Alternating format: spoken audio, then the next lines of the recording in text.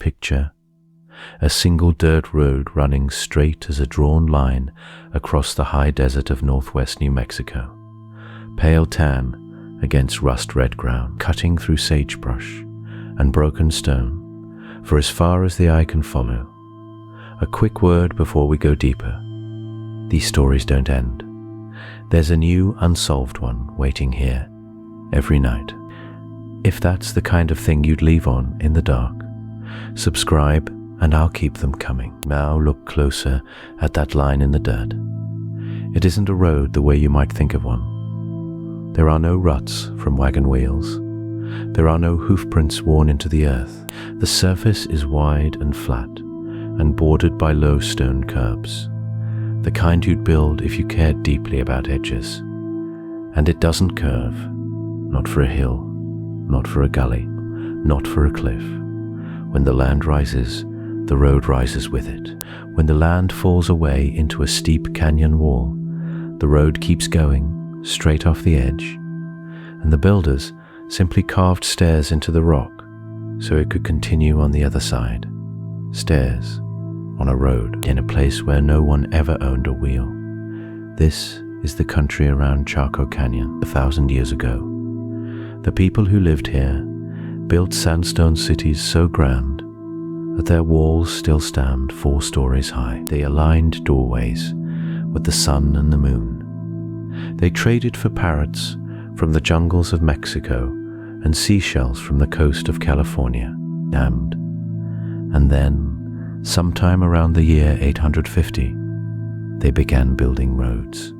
Not a few roads, hundreds of miles of them. Wide, level, perfectly straight roads that fan out from the canyon in every direction like spokes from a great stone hub. Nobody in the modern world knew these roads existed until pilots started flying low over the desert in the 1970s, snapping aerial photographs for government surveys. When the pictures came back, the researchers thought there had been some mistake.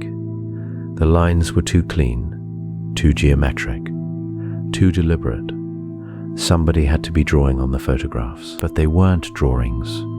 They were shadows cast at sunrise, falling across the faint walls of ancient roadbeds that had lain quiet under the sage for 900 years. Once you knew what to look for, you could see them everywhere. Roads pointing north, roads pointing south, roads bending toward distant mesas, and then, just as often, ending in the middle of nothing at all. A quick word before we go deeper. These stories don't end. There's a new unsolved one waiting here every night. If that's the kind of thing you'd leave on in the dark, subscribe and I'll keep them coming. That's the part that nobody can explain. The roads don't always lead somewhere. The longest one, called the Great North Road, runs almost arrow straight for more than 30 miles before reaching a canyon edge and simply stopping. There's no city there, no village, no grand temple waiting at the end, just open desert, a few small shrines built of stacked stone, and the sound of the wind moving through dry grass. So, the question hangs in the dry air above that empty terminus, the same way it has hung for half a century now. Why build a road with such care and such labor that doesn't seem to go anywhere? Why make it straight when the land is not straight? Why pour the work of generations into a line of dirt that leads only to the horizon? Some say the roads were highways for trade and travel between distant pueblos. Others say they were ceremonial paths, walked by priests in long processions, lit by torches under cold black skies. Others say the roads were maps of the heavens laid flat against the earth, mirroring the paths of stars and ancestors. And some, the quiet ones, the ones who have walked those lines themselves at dusk, will tell you they don't know what the roads were for. They only know the roads feel like they are still waiting for someone. Tonight, we are going to walk those lines together. We are going to stand at the edges where the pavement of legend ends and the desert begins. We will look at the engineering that should not exist, the destinations that should be there and aren't, and the stories the ranchers tell after the sun goes down and the coyotes start to call. The map of the American Southwest, when you look at it closely, doesn't quite add up. There are too many roads, they are too straight, and they are pointing somewhere that nobody alive today can find. Let's see how far we can follow them.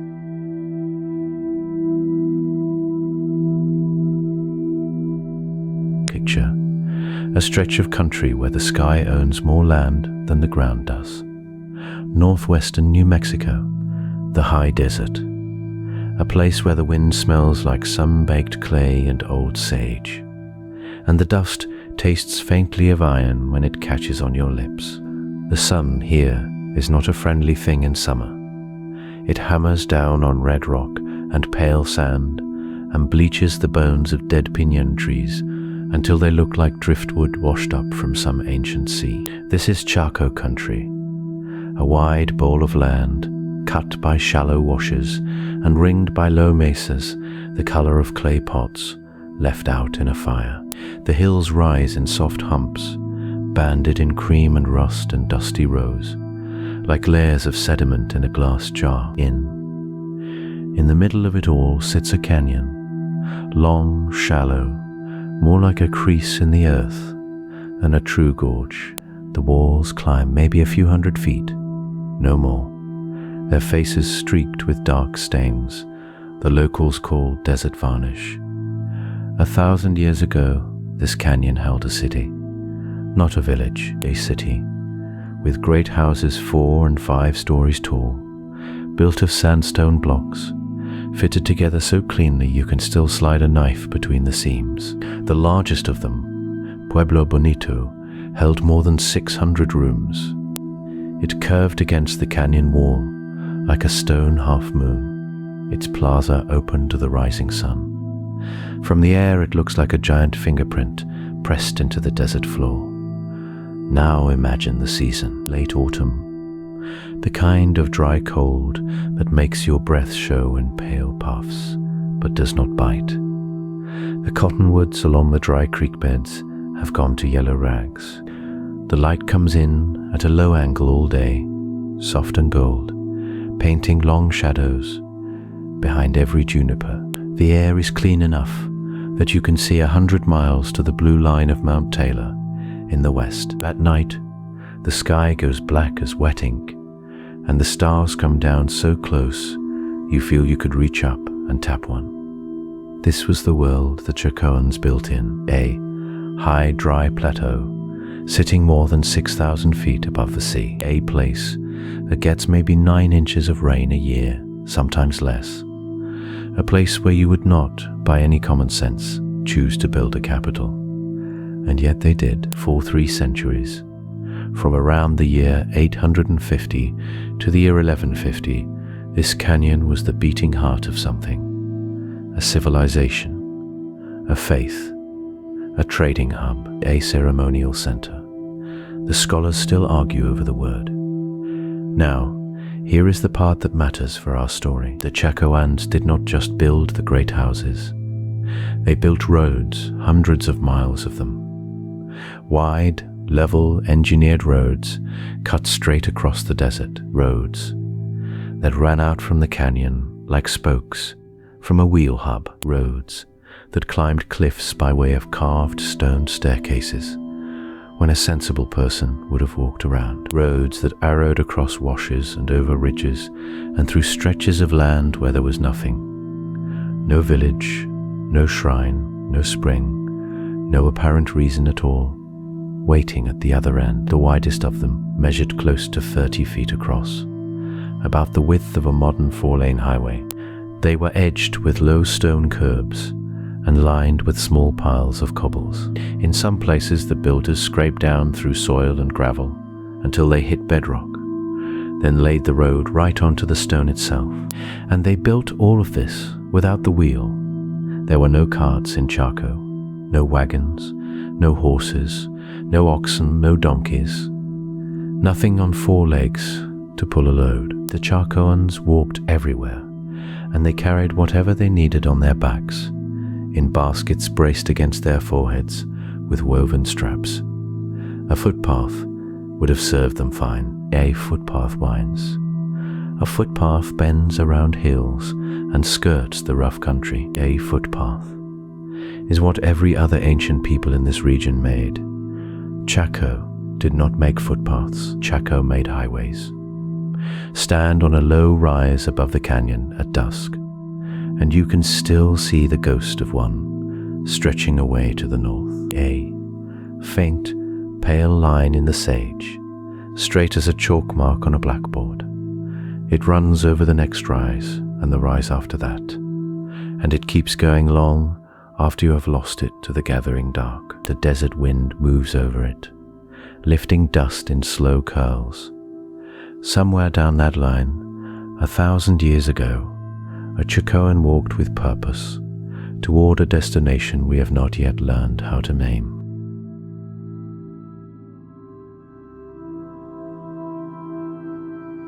There's a woman named Edna Coyle who has driven these roads longer than most people have been alive. She is 73 years old, with silver hair pulled back in a braid, and she wears a sun-faded denim jacket, the color of a robin's egg. Her hands are brown and freckled, knotted at the knuckles from decades of gripping a steering wheel. She drives a 1986 Ford pickup, the color of pumpkin flesh, and the truck has carried her across the high desert of New Mexico more times than she can count. She's a retired school teacher. She paints watercolors of mesas in her spare time, and she is one of the first people you would talk to if you wanted to understand what the desert does to the human eye. Edna grew up in a small town outside Bloomfield. Her father was a road grader for the county, and her grandfather, before him, ran cattle on land that brushed up against the southern edge of Chaco. She knows these dirt tracks the way other people know the rooms of their own house. She knows which ones flood in August. She knows which ones harden into bone in December. And she knows the long, straight one, the one her grandfather called the Old Lime, better than any of them. She tells the story like she's telling you the weather. Plain, easy, no hurry in her voice. She was 22 years old, driving home from a teaching job in Aztec, when she first noticed the shimmer. It was late afternoon in July. The sky was the color of a washed bedsheet. Heat rose off the pavement in soft, watery waves. And in those waves, just for a moment, she saw a line where no line should have been. A second road, faint as breath on glass, running parallel to the one beneath her tires. It glowed silver, like a thread of mercury laid across the scrubland. She pulled over, killed the engine, stepped out into air that smelled of creosote and warm dust. The shimmer was still there. Then a hawk crossed the sky, and she looked up to follow it, and when she looked back down, the second road was gone. She thought she had imagined it. Tired eyes. Long day. Too much coffee at the diner in Bloomfield. She climbed back in the truck and kept driving. But Edna isn't the only one. There is also a man named Henry Bigay, a Navajo rancher who lives near Pueblo Pintado. He's in his 60s now, broad-shouldered, with a gray mustache and a black cowboy hat creased soft from years of weather. Henry has seen the shimmer too. He calls it something else, a word in Diné that he doesn't translate for outsiders, but he describes it the same way Edna does. A second road, a silver thread, always running straight, always parallel. Henry checks his fence lines every morning at dawn. He rides a buckskin gelding named Cricket, and he carries a thermos of black coffee in his saddlebag, along with pliers, fencing wire, and a folded square of canvas in case the rain comes. He has worked this land for 40 years. He has seen the shimmer maybe a dozen times. He never chases it. He just nods like an old neighbor passing on the porch and keeps riding. Then there's Marcus Holloway, a younger man, in his early 30s, who came out from Albuquerque 6 years ago to study the road system for a university back east. He drives a dented white Subaru, full of survey equipment and energy bar wrappers.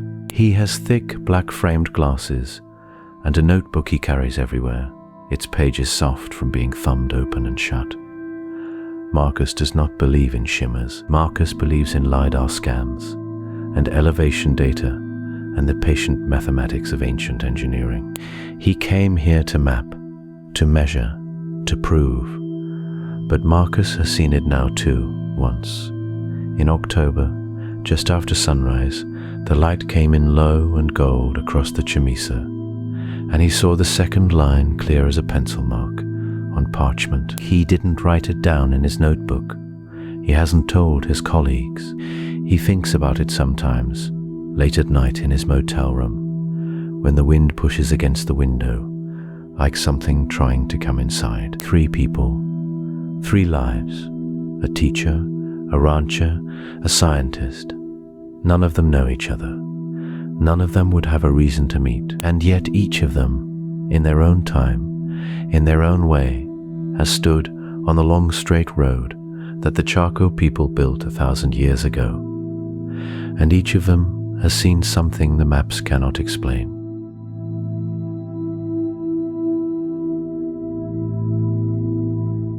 Long before satellites looked down on the desert and saw what nobody on the ground had ever quite noticed, there were the surveyors. You can picture them easily, men in canvas pants and dust-stained hats, knee-deep in sage, squinting through brass instruments that caught the morning sun like small mirrors. Their work was slow and patient. The desert taught them to be that way, or it sent them home. They worked in pairs, mostly, one behind the tripod, one out ahead with a striped pole, walking the slow walk that surveyors have always walked. The pole carrier would stop when the man at the scope waved a hand. Then a little flag would go in the dirt, then another step, then another flag. By noon, a line of small red flags would stretch out across the flat, thin as a thread of blood across pale paper. These men kept notebooks, soft leather covers, pages yellowed at the edges, pencil stubs tucked into the spine. They wrote down everything: the angle of the sun, the drift of a compass needle near certain rock outcrops, the name of the rancher whose fence they crossed, and the brand burned into his gate. They wrote down the songs of birds they could not name. They wrote down their lunches. A good surveyor in the high desert in those years had habits that looked, to outsiders, a little strange. He would stop in the middle of a perfectly ordinary stretch of ground and stand very still, head cocked, like a man listening for a far-off train. He would walk a circle around a single stone and crouch beside it, and brush the dust off with the back of his hand. He would mark some places on his map with small symbols of his own invention: a triangle inside a circle, a dot with a tail, things that meant something only to him. In the evenings they came back to camp. Camp was a canvas tent, a folding table, a tin coffee pot blackened from 100 fires. The cook, who was usually also the youngest man on the crew, would have beans going and biscuits in a cast-iron lid. The smell of wood smoke clung to everything: their wool blankets, their hair, the pages of those leather notebooks. You could find a surveyor's coat in a closet 10 years later and still catch the ghost of mesquite smoke in the scenes. They talked, those men, about ordinary things: the price of a mule, the health of a wife back in Flagstaff, whether the boss in Santa Fe would approve another 2 weeks of work or call them home. They did not, as a rule, talk about the strange feeling some of them got out there on the flats. The feeling that the line they were drawing across the map was a line somebody had drawn before, long before, and drawn straighter than they could manage even with their good German lenses. One old surveyor, a man named Earl, who worked the country south of Farmington, in the 20s and 30s, kept a habit his crew teased him about for years every morning. Before he opened his instrument case, he would walk a slow loop around the tripod and tap the legs with his boot. 1, 2, 3, like a man checking that a horse was still tied. When asked why, he would shrug and say the ground out here had opinions, and it was only polite to ask permission. The young men laughed. Earl laughed too, but he kept tapping. The work itself was beautifully dull. Days of inching forward, pages of numbers in neat columns, sketches of distant mesas with little notes about their colors. Salmon at sunrise, lavender after rain, bone white at noon. They drew the bones of the country onto paper, and they trusted their lines. A surveyor's line was his honor. If he said the ridge ran true east-west, then the ridge ran true east-west, and no man with a better instrument was ever going to prove him wrong. So when, decades later, other men in other offices began to lay aerial photographs across those old hand-drawn maps and found that certain faint marks on the desert floor lined up too well with nothing in particular, the old surveyors were not surprised. Some of them were still alive then. A few of them tapped their fingers on the photographs and smiled the smile of people who had always suspected something but had been too sensible to say so out loud. They had walked across those lines for years, crossed them without crossing them, camped beside them without knowing. The desert had kept its secret, patient as a sleeping animal, waiting for the right eyes to see.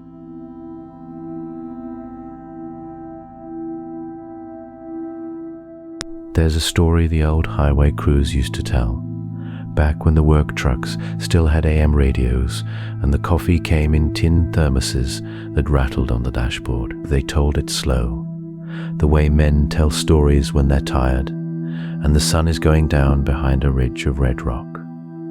They told it about mile 47. If you drive the old desert road north out of the basin, the one that runs straighter than any road has a right to run, you will pass a place where the pavement widens just a little, not by much, just enough that a careful driver might notice the shoulder grow soft, the gravel turn pale, the brush pull back from the asphalt, like a curtain parting.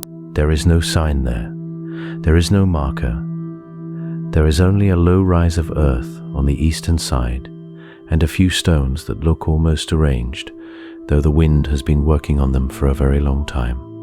That is mile 47. And the old crews will tell you, in lowered voices, that there used to be a town there. The maps don't show it. The county records don't show it. The state survey books, the ones bound in green cloth with gold letters down the spine, show nothing but empty land between the basin and the next named place. You can stand at mile 47 and turn in a slow circle and see nothing but sage and stone and the long pale ribbon of road running off in both directions, as straight as a chalk line snapped against a board. And yet, a trucker named Earl Mendez told the story once at a diner in Gallup, sometime in the late 1970s. He said he was hauling pipe through the basin on a summer night, when the heat had finally broken and the air smelled like wet creosote.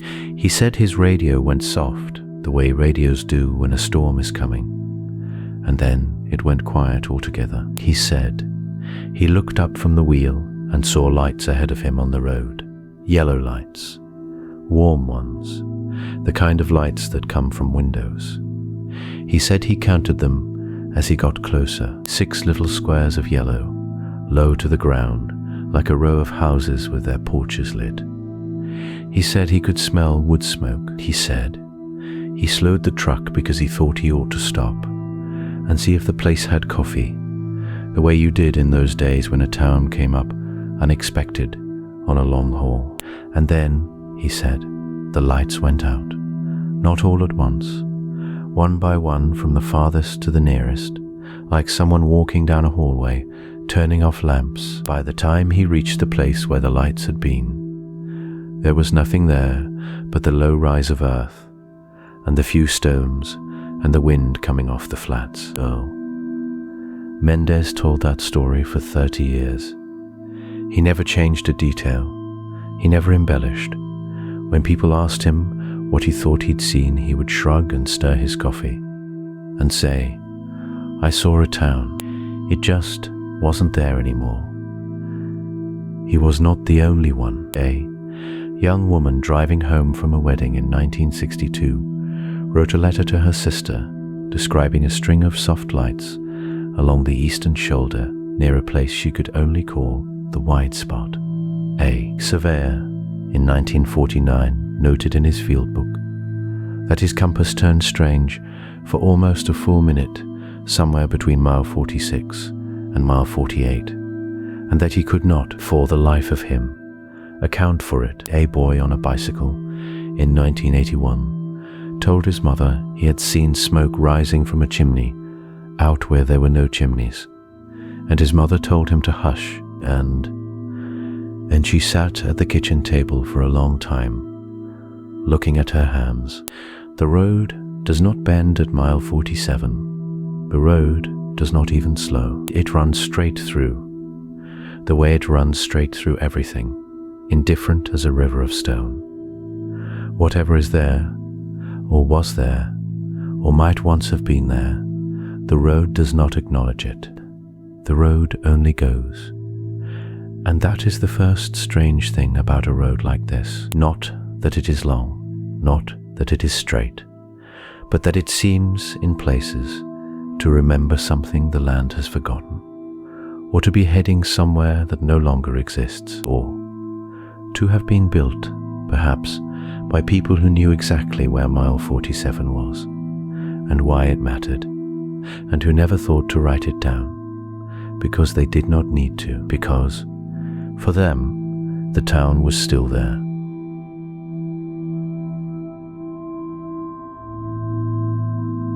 Out past the last paved town in northwest New Mexico, there's a little gas station that doubles as a feed store, a post office, and on Friday nights, a kind of unofficial church. The walls are pine, stained dark by 40 years of wood smoke. The coffee is bad in a way that the regulars have learned to love, and when the sun drops behind the mesas and the sky goes the color of an old bruise, the ranchers come in one by one, stamping dust off their boots, nodding at one another in that slow, patient way that country people nod. This is where the road stories live. A man named Hollis, who runs cattle on a stretch of land north of the canyon, will tell you he's seen the lines for himself. Not the modern highway, the other ones. The straight scars in the brush that don't show up on any state map. He says they run flat as a ruler across country no sane person would build through. Gullies, rockfalls, dry washes, the old road doesn't care. It cuts through everything, like somebody drew it with a string and a piece of charcoal. Hollis says his grandfather called them the Spirit Lanes. His grandfather's grandfather called them something older, in a language that didn't have many speakers left even back then. A woman named Eulalia, who keeps bees out near the Bisty Badlands, has her own version. She says her grandmother used to walk one of the old roads on certain nights of the year, carrying a small bundle of corn and a clay bowl of water. She would set them down at a particular bend in the desert and walk home without looking back. When Eulalia asked her what the offering was for, the old woman only smiled and said, "For the ones who finished the road." That's the phrase you hear again and again in these long, quiet conversations. The ones who finished the road, not the ones who built it, not the ones who finished it, as if finishing were a different thing entirely. The old ranchers trade these scraps the way kids trade baseball cards. Someone mentions a stretch of straight pavement out by the Jicarilla line where the modern asphalt sits right on top of the old Cacoan track. Someone else nods and says his uncle drove that road in 1962 and saw a procession of lanterns moving along the ridge to the east. Not headlights, not flashlights. Lanterns, yellow as butter, swaying like they were carried by hand. The uncle pulled over and watched until the last light slipped behind a rise. Then he drove home and never spoke of it until he was dying. The pastor at the little adobe church a few miles down the highway has heard all of this, of course. He doesn't argue with it, and he doesn't endorse it. He just says that the desert keeps its own counsel, and that some questions are older than the answers we have for them. At the general store in the next county over, a man named Benny, who used to work for the Bureau of Land Management, will tell you, if you buy him a cup of coffee, that he once helped survey one of the old roads from the air. He says when the light hits right, just after sunrise, you can see the lines from a small plain, as clear as chalk on a blackboard, 30 feet wide, bordered by low berms, running for miles toward nothing a modern eye can recognize. Benny says he asked an elder from one of the pueblos what the road was for. The elder thought about it for a long time, chewing a piece of dried apricot. Then he said, "The road is for going." He said it the way you might say the river is for flowing, as if going itself were the point, and the destination was somebody else's question. The ranchers like that answer. They roll it around in their mouths, the way they roll a piece of jerky. Some of them think the road was a pilgrimage path. Some think it was a spirit highway used by the dead to travel between this world and the next. Some think it was a way of marking the land, of saying we were here, we did this, remember us. And a few, only after the second cup of coffee, will lean forward and say they think the roads were meant for something that hasn't come back yet. Outside, the wind moves over the desert in long, slow waves, brushing the sage and the rabbit brush. Somewhere out there, under a sky the color of cold iron, the straight lines are still waiting, and nobody at the gas station, for all their talking, can tell you why.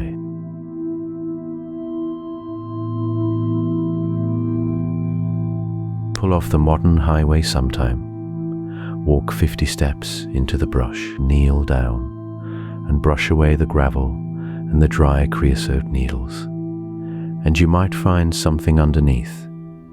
A flat stretch of packed earth, a line of darker soil running straight as a stretched rope, a faint shoulder of stone, knee-high, almost swallowed by 1,000 years of wind.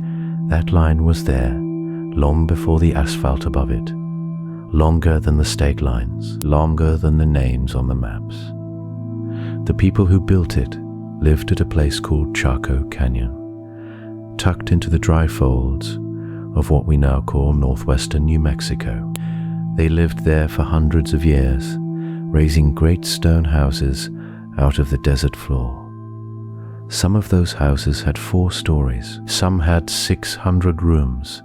The walls were cut so cleanly, the stones still fit together today, snug as old teeth, and out from that canyon, like spokes from a wheel, ran the roads. You can see them best from the air, when the sun sits low and the shadows stretch long across the sage. They run north, they run south, they cut over mesas and down into washes. They do not bend, they do not curve around the hills. When the land rises up to meet them, the road climbs straight over the top, with stairways chiseled right into the cliff face. When the land falls away, the road steps down and keeps going. For a long time, nobody knew they were there at all.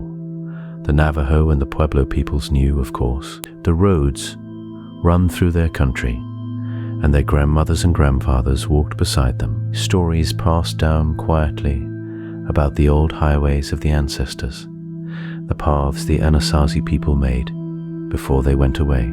The word the Diné used for the builders meant something like the ancient ones who were not us. The roads were old before the Spanish came. They were old before the horse came. They were old before anyone living had a great-grandfather's name to remember. White settlers crossed those same lines in wagons in the 1800s and never noticed. The desert had softened the edges. Sand had crept into the curbs. The stones had tumbled. To a tired traveler watching the rump of a mule, the road was just more flat ground. It took flying machines to see them again. In the 1920s, a man named Charles Lindbergh and his wife Anne flew a small plane low over the canyon country. Taking photographs, the pictures showed faint lines stretched across the desert floor, perfectly straight, going on for miles. Lines that nobody had drawn on any map. Then in the 1970s and 1980s, scientists pulled out a new kind of photograph, taken from satellites and high-altitude aircraft, and the lines jumped into view like ink soaking through old paper. Hundreds of miles of them. A whole web, fanning out from Chaco like the strands of a great stone spider. The roads were nearly 30 feet wide. They had raised edges, low stone curbs, in some places carefully built berms. They were paved here and there with packed clay. They had ramps and stairs and shrines along their edges. They were engineered, not worn, not stomped, not wandered, built. And the people who built them had no wheel. They had no horses. They had no oxen. They walked everywhere they went, in soft moccasins on hard ground. So why build a road 30 feet wide for foot traffic? Why build it straight as a sunbeam when a footpath could simply bend around the hill? Why climb the mesa with a stairway when the side of the mesa would do? These are the questions the canyon will not answer. The builders left no writing. They left pots and beams and turquoise beads and the bones of macaws traded up from far away. They left the roads themselves. Then, sometime around the year 1150, they left the canyon. Why they left is another argument for another night. Drought, maybe. Conflict, maybe. Or maybe just the slow drift of a people deciding their reason for staying had quietly ended. But the roads stayed. That is the strange part to sit with. A people built a system of highways across 100,000 square miles of desert. They built it carefully, at enormous cost, with thousands of pairs of hands. Then they walked away, and the desert took back everything it could except those long straight lines, which it still has not been able to swallow. The asphalt of our modern highways covers some of them now. Other stretches lie out there alone, beneath the stars, still pointing somewhere, still waiting, maybe for someone to finish the trip they started.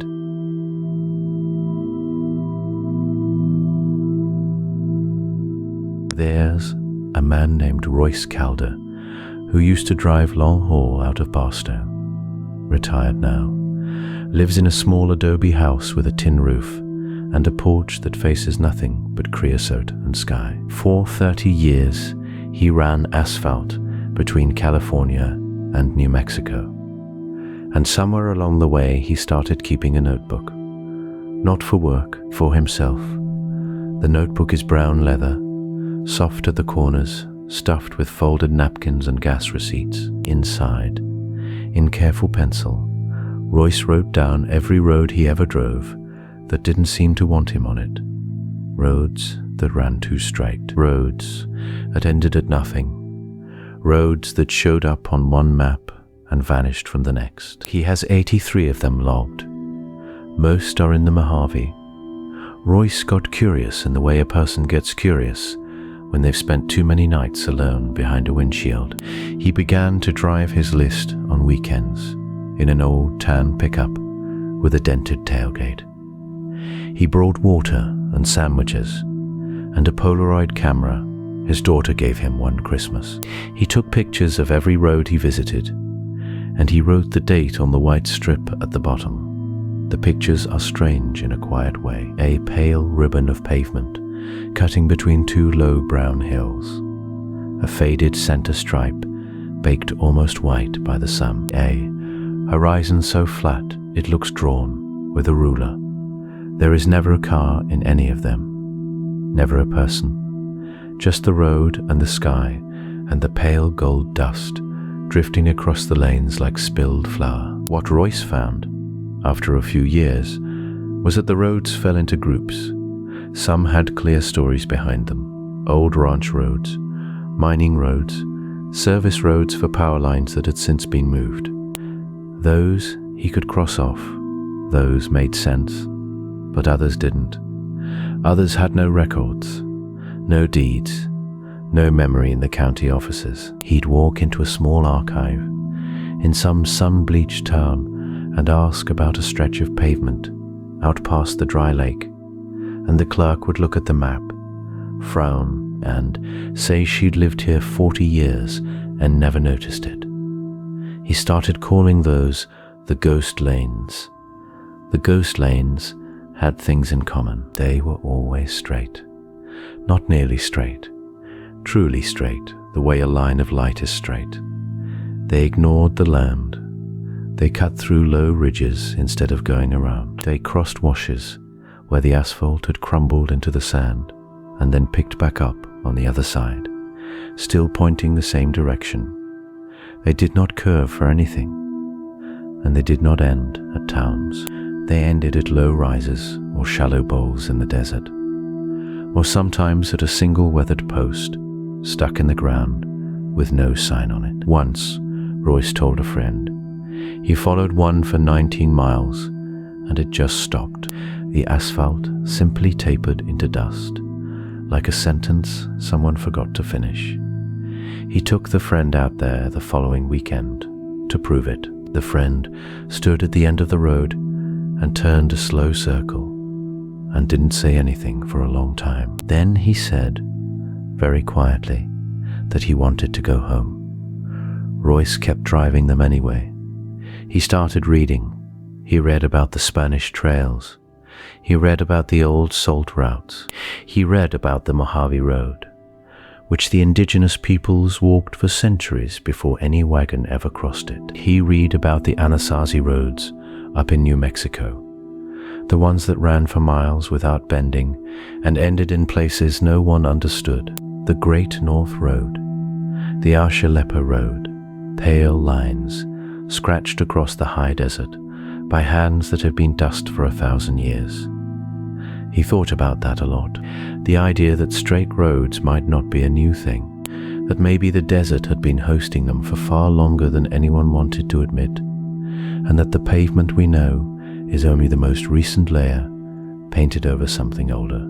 He wrote a line in his notebook one night that his daughter found later, after he'd given up driving and the truck had been sold. It said, in his slanted pencil, that some roads were not built to go somewhere. Some roads were built because going was the point. She doesn't know what he meant by it. She keeps the notebook on her shelf, next to a small jar of Mojave sand he brought her once when she was a girl. The Polaroids are still inside, slipped between the pages, and the roads in them still point at horizons no one has reached. And Royce, when you ask him now, only smiles and says he stopped counting.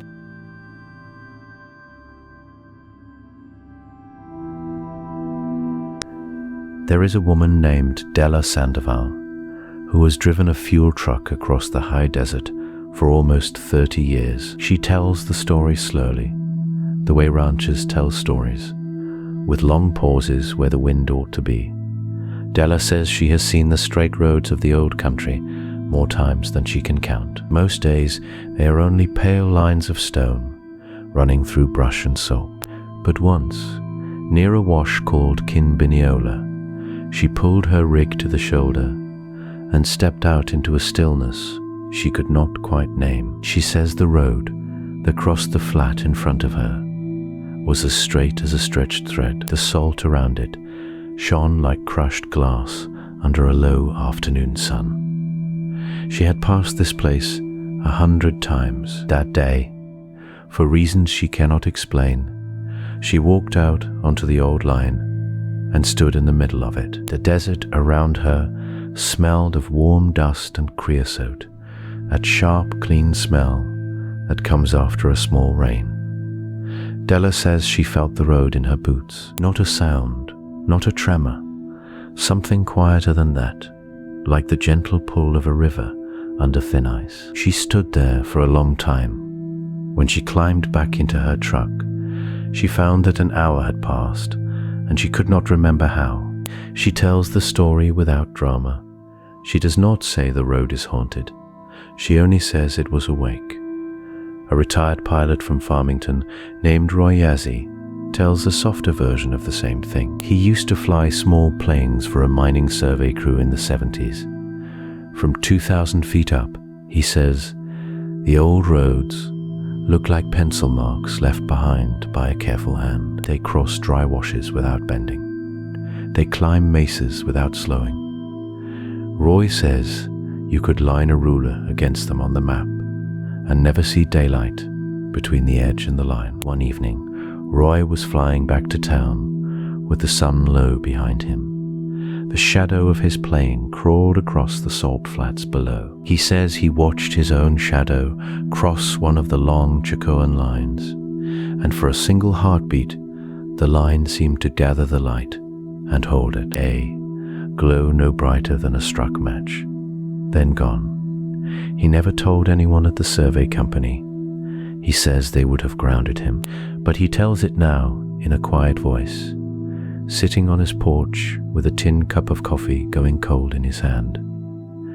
There is a woman named Pearl who runs a small motel near Crown Point. Her grandmother taught her how to read the desert, the way other people read books. Pearl says the old roads have a feel to them, especially the one that pushes north from the canyon, out toward Coot's Wash. She walked a piece of it as a girl holding her grandmother's hand. The ground there is hard as fired clay, and the line is wide enough for 4 people to walk side by side. Pearl remembers her grandmother stopping in the middle of the path and listening, the way you listen for a kettle that has not yet started to whistle. Pearl says her grandmother told her the road was for walking, not for hurrying, that the people who built it understood walking as a kind of prayer. Pearl repeats this carefully, because she does not want to speak for anyone she is not.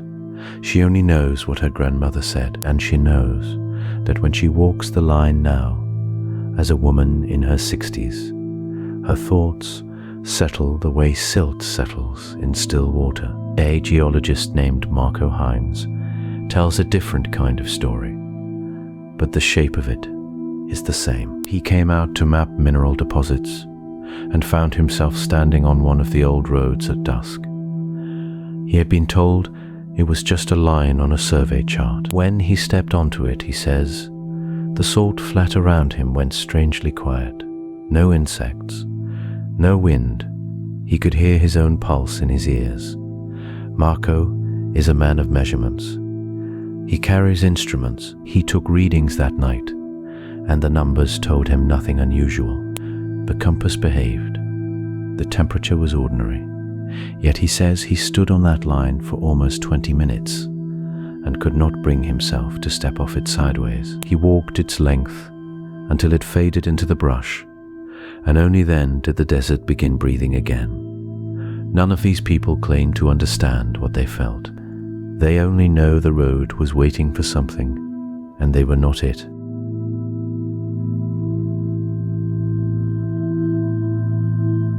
Picture a Roman road. You've probably seen one in a book or a film. Long, narrow, paved with fitted stones, cutting across hills and valleys like a ruler laid on a map. The Romans built about 50,000 miles of them, give or take, and engineers still study those roads today. They are one of the great wonders of the old world. Now picture something older. In a desert most people have never walked. Built by hands that left no written name, the Chaco Roads run wide.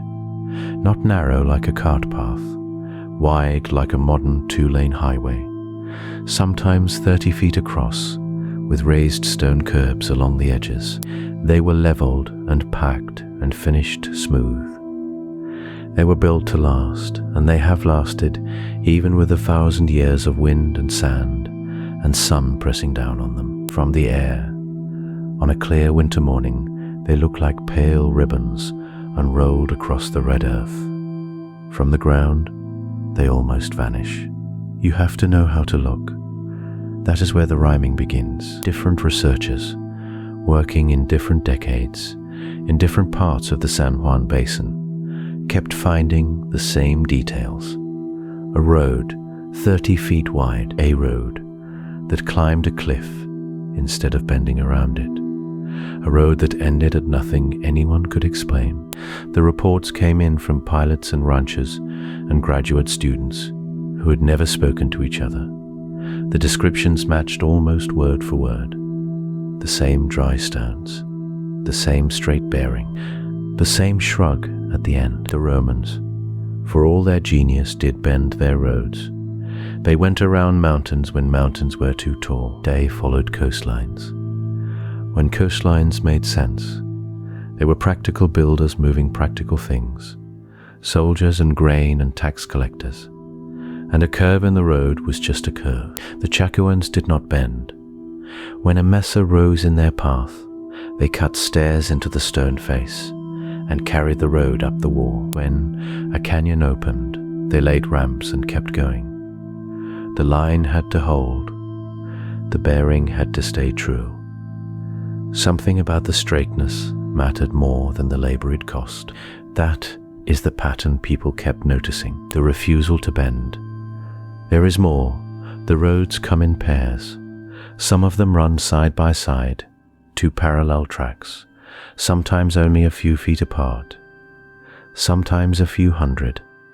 No one knows why. A single road would have carried any foot traffic the desert could ever produce. Two roads doubles the work, doubles the stone, doubles the days under the sun. Yet, there they are, twinned across the basin, walking together toward whatever they were walking toward. Some scholars think the pairs were ceremonial, one path for going and one for returning. Others think they marked a separation of people, or of seasons, or of the living and something else. The pairs do not always agree with each other. Sometimes the second road appears for only a stretch, then ghosts away into the sage. The widths line up too.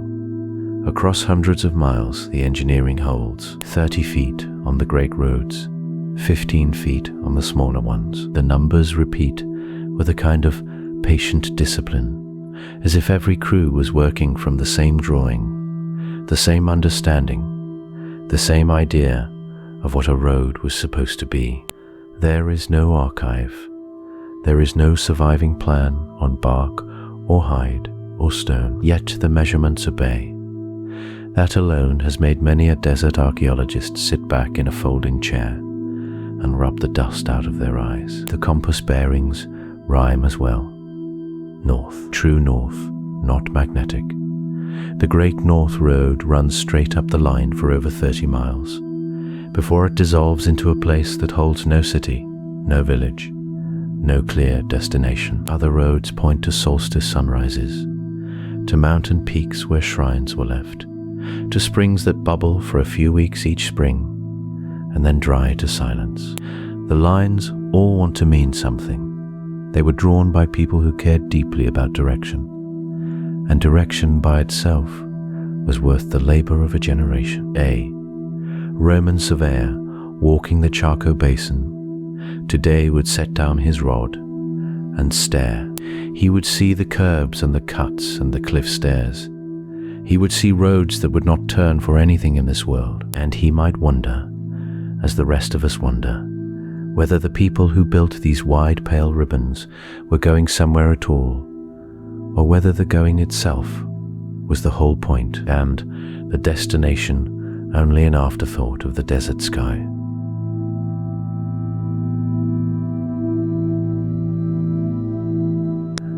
There is a stretch of old road in northwestern New Mexico that runs almost due north from the ruins of Pueblo Alto. It is not paved with asphalt. It never was. The surface is packed earth, edged with low stone curbs. and in places it is worn down into the desert floor, like the groove of an old wagon track. Locals call it the Great North Road. Archaeologists call it the centerpiece of the puzzle, and travelers who have walked it after dark sometimes claim it makes a sound. The sound is hard to describe.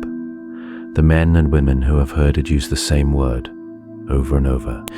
They say the road hums, not loud, not steady, more like the long, low note of a wire pulled tight in a far-off canyon. Some say it rises with the wind.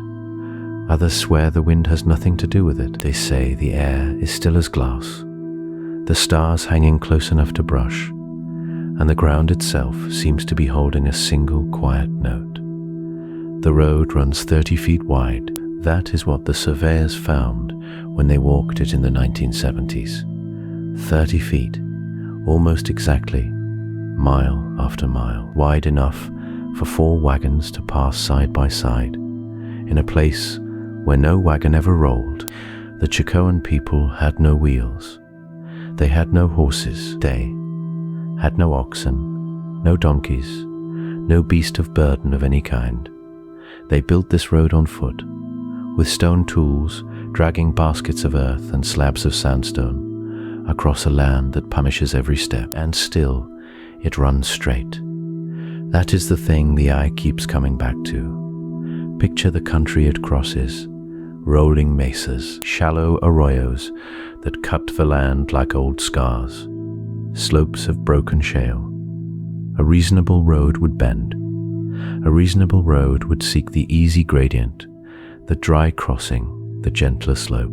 This road does none of that. It marches across the desert, like a chalk line drawn on a map by a hand that did not care what the country looked like underneath. When it meets a cliff, it does not turn. It climbs. Stairways carved into the rock face take the road up the wall and over the top, and then the line resumes on the far side, still pointing north. There are places where the road splits into 2 parallel tracks, for no clear reason. 2 roads, side by side, 20 feet apart, running the same direction for miles. There are places where it splits into 4. 4 roads, all parallel, all pointing the same way, all useless to anyone in a hurry. If you wanted to move people, 1 wide road would do. If you wanted to move goods, 1 road would do. 4 roads, side by side, suggests something else, something that needed the pattern itself. The curbing is what gets the engineers. Low walls of stone, set carefully along the edges, lining the road like the rails of a long porch. In some sections, the curbs are still standing after 1,000 years of weather. In others, they have crumbled into rubble that you would walk right past without seeing, unless you knew where to look. And at the end of the Great North Road, after 30-some miles of perfect straightness across that hard country, there is nothing. That is the part the storytellers love. There is no city at the end, no second great house, no market, no shrine of stone, no temple to match the ones at Chaco itself. The road ends at a place called Kutz's Canyon, where the land drops away into a badlands of clay and shadow. There is a small mound there. There are signs of fire. There is a stairway down into the canyon.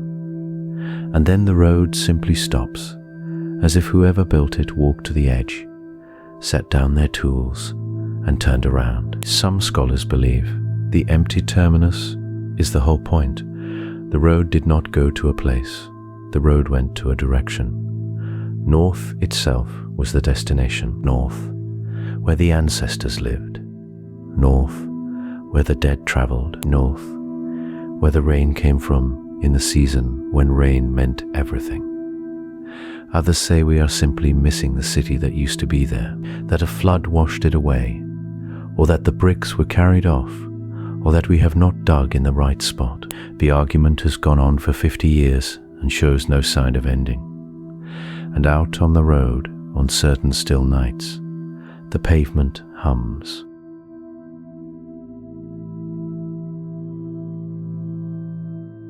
There is a detail in the story of the Chaco Roads, that even the most careful scholars set down gently, like a stone they are not sure what to do with. It comes from the people who walked the roads in modern times, the archaeologists, the surveyors, the Navajo and Pueblo guides who knew the country better than any map. They went out to follow the lines and see where the lines ended. And again, they came back with the same quiet puzzle. The roads, in many cases, did not seem to end anywhere at all. Picture it. A team of researchers in the late summer, boots scuffing the pale dust.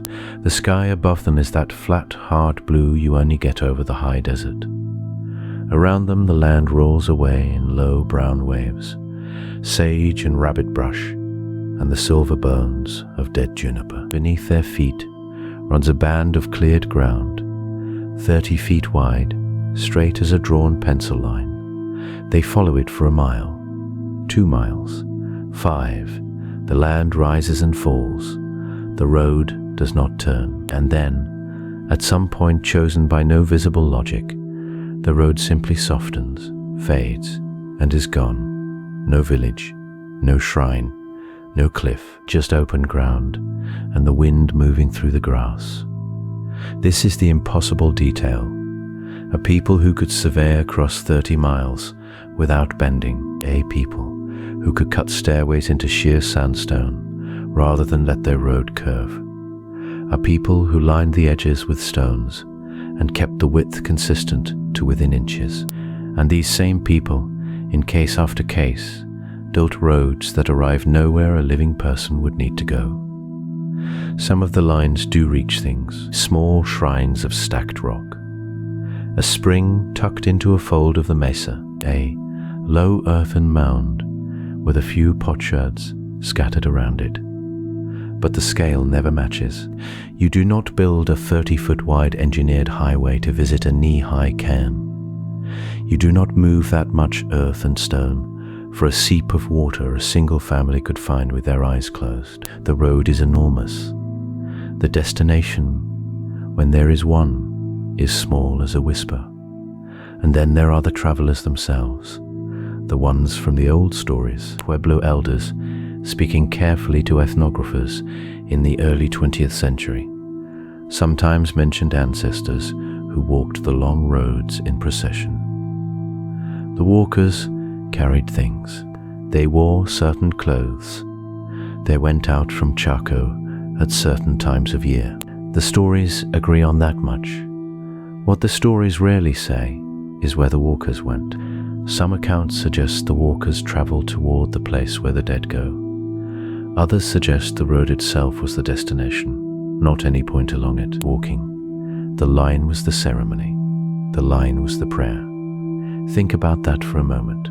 A highway built not to connect two towns, but to be walked. A road whose purpose is the walking. The pavement is the meaning. The straight line cut across the desert is the thing itself, and the people who made it understood something about that line that we no longer remember. There are researchers who push back on this idea. They point out that the road system is not fully mapped even now. Maybe the endpoints we cannot find were simply lost to erosion, to centuries of wind and flash flood, and grazing cattle. Maybe a Chacoan farmstead once stood at the end of every line, and time scrubbed the evidence away. It is a fair argument. The desert is patient, and the desert is thorough. Things vanish out there in ways that would surprise you, but the other camp answers back. They say the surveys have been careful. They say that when you look at the larger pattern, too many roads end in too much nothing. They say the absence is not an accident of erosion. The absence is the point.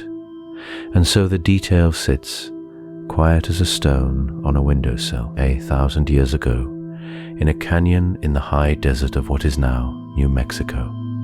A civilization invested staggering labor into roads that may have led, by design, to no place at all. The travelers who walked them did reach somewhere. We are simply not sure it was a somewhere you could mark on a map. You can stand on one of these roads today You can follow the soft line of it across the brush.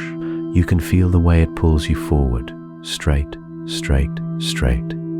And you can feel the moment when it lets you go. And you can stand there in the wind, with the sage smelling sharp and clean around your ankles, and wonder what the walkers were walking toward.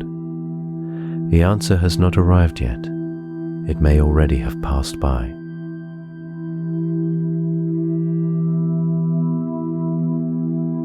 Now, not everyone hears about the Chaco Roads and feels the hair on their arms stand up.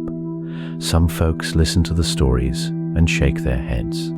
They look at the maps and the satellite photos and the long straight scars across the high desert, and they reach for a simpler answer.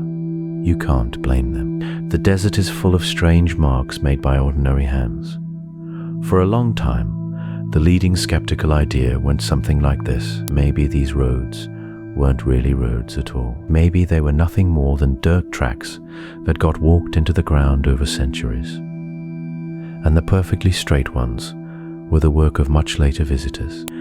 A few researchers even floated the idea that some of the lines we see from the air might be old service roads, forgotten Cold War access strips, ranch trails, faded paths cut by oil crews in the 1940s and 50s, even ghost echoes of military training routes left over from a forgotten desert airbase. It sounds wild, but if you spent any time in the Four Corners after the Second World War, you know how much military activity rolled through that country. Bombing ranges, practice strips, long cleared lines of sand where pilots learned to fly low. The desert kept the secrets of the Manhattan Project, the uranium boom, and 100 small projects nobody ever named.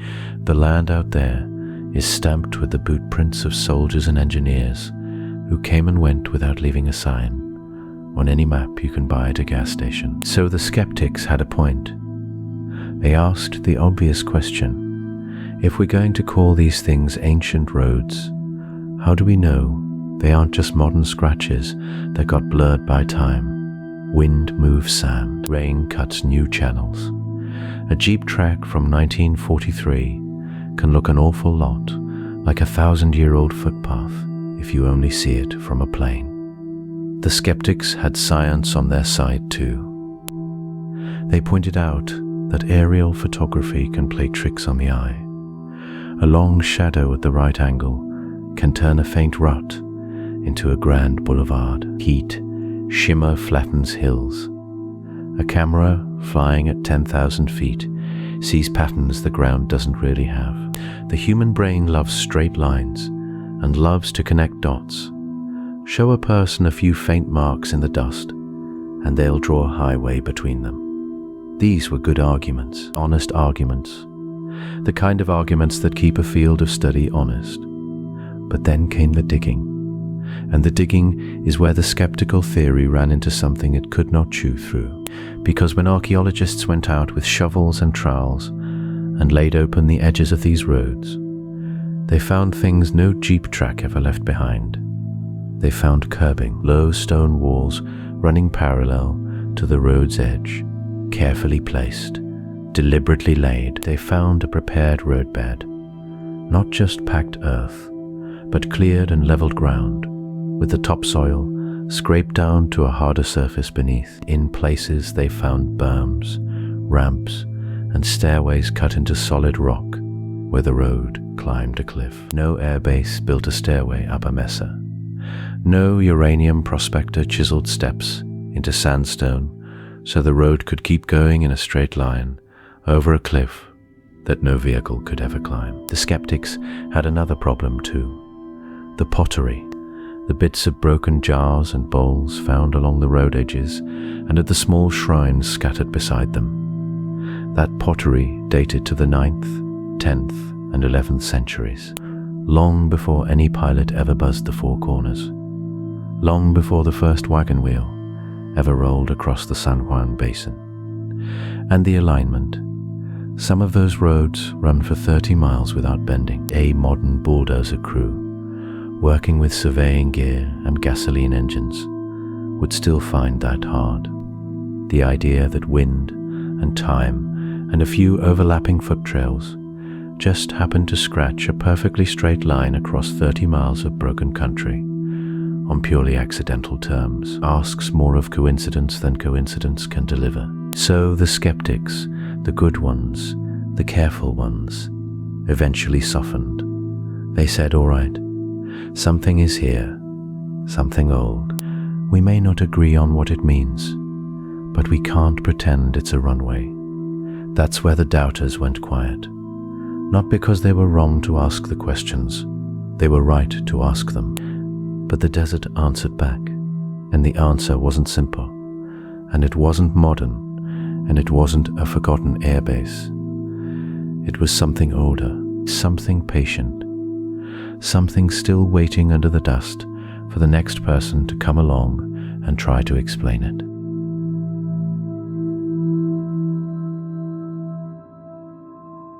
There are people who have stood on those roads at night and felt something pass over them. Not wind, not a plane. Something with weight, something that watched the ground, the way you might watch a familiar map. They will tell you about it if you ask, but only if you ask in the right tone. They do not seek out audiences, they do not write books. Most of them simply live their lives along the edges of the high desert. And when the topic comes up, they nod once and tell you what they saw. There is a woman named Inez who runs a small feed store outside Bloomfield, New Mexico. Her shop smells of oats and old leather. She is in her 60s, with silver hair tied back and hands that have done real work for 50 years. She tells the story plainly. One August night in 1987, she was driving a stretch of dirt that follows one of the old Chacoan lines north toward the Mesa country. The sky was clear and full of stars, the kind of dark that makes you feel small and held at the same time. She saw a soft orange light keeping pace with her truck. It moved along the line of the old road, low and steady, as if it were reading the ground. She pulled over. The light stopped when she stopped. It hung there above the desert floor, the color of a banked coal, neither rising nor falling. She watched it for what she guesses was 20 minutes.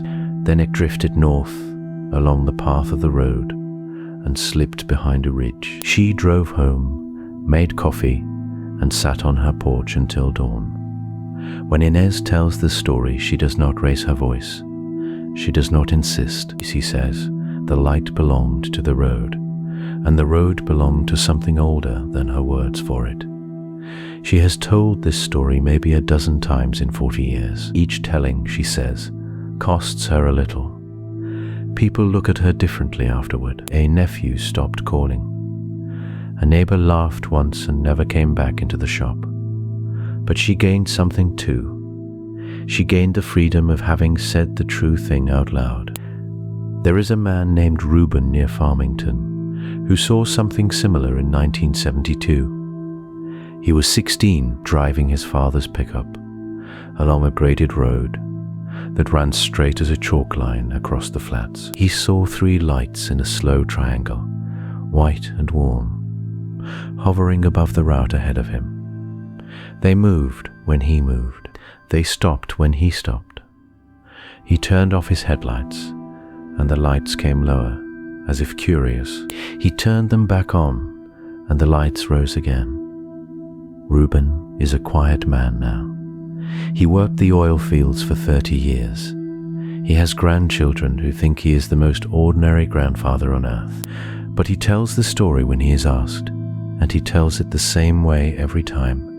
He says the lights were following the line of the old road exactly. He says he could feel the road under his tires, and the lights above his hood, and the two felt connected, like beads on the same string. These people do not call themselves believers. That is a word other people use. They call themselves witnesses.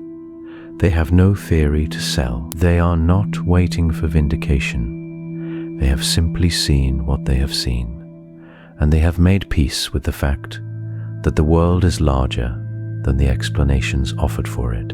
Among them, a quiet idea has taken root. The old Chaco Roads, they say, were never just roads. They were lines drawn for something that travels above as well as below. The straightness of the path, the refusal to bend, the way the routes ignore the easier ground and aim instead at distant points on the horizon. All of it suggests a system meant to be read from a height, whether that height was a god, a star, a spirit, or something stranger.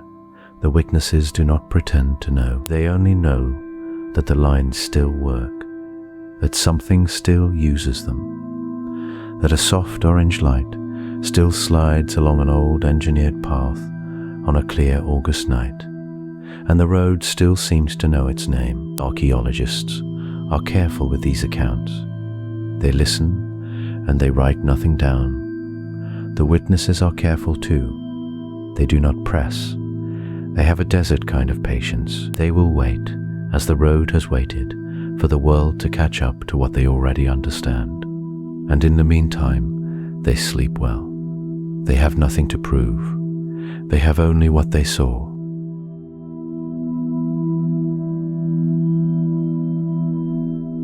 Walk out into the high desert of northwest New Mexico just after sunrise. The light comes in low and gold, and it slides across the sage like honey poured over old wood. Stand still for a minute. Let your eyes go soft. The ground out here looks the same in every direction, a wide red plate dusted with silver grass and broken pottery. But the land knows something you don't. And if you look long enough, the land starts to tell you. There is a place north of the canyon where the sage grows in a strange way. The plants step aside. They line up in two soft rows with a clear strip of paler earth between them, maybe 30 feet wide. The strip runs north as straight as a chalk line. No fence built it, no plow cut it. The brush simply will not cross. Botanists have walked this stretch with notebooks and shaken their heads. The soil in the strip is harder. Pack it down 1,000 years ago with the feet of thousands, and the ground holds that memory like a bruise. Locals call faint marks like these the old traders' route. Ranchers who run cattle over the mesa say they can ride blindfolded along the line because their horses know the way. The horses lean into it. They follow the buried road by feel, the same way a creek finds the slope of a valley. Whether the Chacoans called it a trade road, no one can say, but the earth here remembers footsteps, and the footsteps walked in a straight line. Drive a fence post into that strip, and the post leans within a year. Try to pour a foundation on it, and the concrete cracks before the first winter. A rancher named Tomas once tried to build a small bunkhouse where two of these ghost lanes cross. He poured the slab in spring. By fall it had split clean in two, right down the middle, along an angle that pointed north by northwest. He moved his bunkhouse 50 yards east onto plain ground, and it has stood for 40 years without a single crack. He shrugs when people ask him about it. The road, he says, doesn't want to be built over. Out past the salt flats, the cottonwoods grow in a curved bow around an old roadbed. They will not root inside the line. The seeds blow in every spring. Some sprout. None survive. A botanist from Albuquerque counted seedlings inside one, stretched for 3 years and found 90% failure within the corridor, and almost none outside it. She had no good answer. The soil chemistry seemed ordinary. The water table sat the same, but the cottonwoods knew, the way roots know, that something underneath had hardened into a path. Animals feel it too. Pronghorn cross the desert in long loops, and old hunters say the herds will trot for miles along an invisible lane, then turn at right angles for no reason. A map can show. Coyotes use the corridors at night. You can find their tracks running dead straight for a quarter mile, then veering off as if a wall had risen out of the ground. Sheep, on the other hand, refuse certain meadows entirely. There is a low green ball near Pueblo Pintado, where the grass grows thick and sweet, and yet sheep will not graze it. Push them in, and they push right back out. The shepherds shake their heads and move on. Look at it all from above, and the bones of the old network start to surface.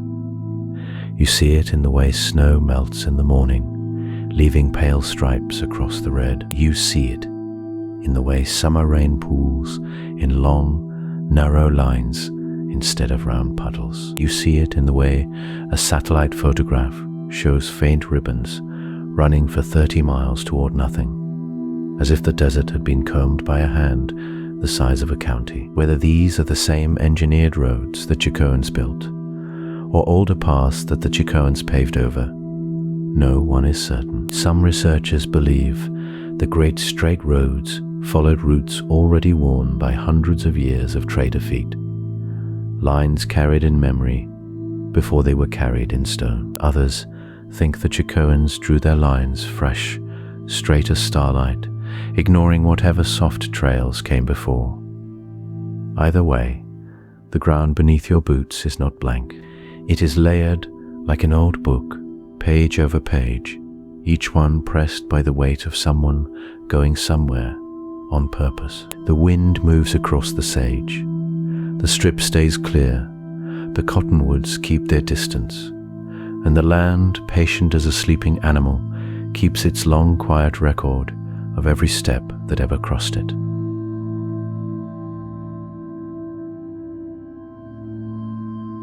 The Chacoan roads are strange, but they are not alone in being strange. All across the wide American map, you can find pieces of pavement, gravel, and bare earth that behave in ways no road should behave.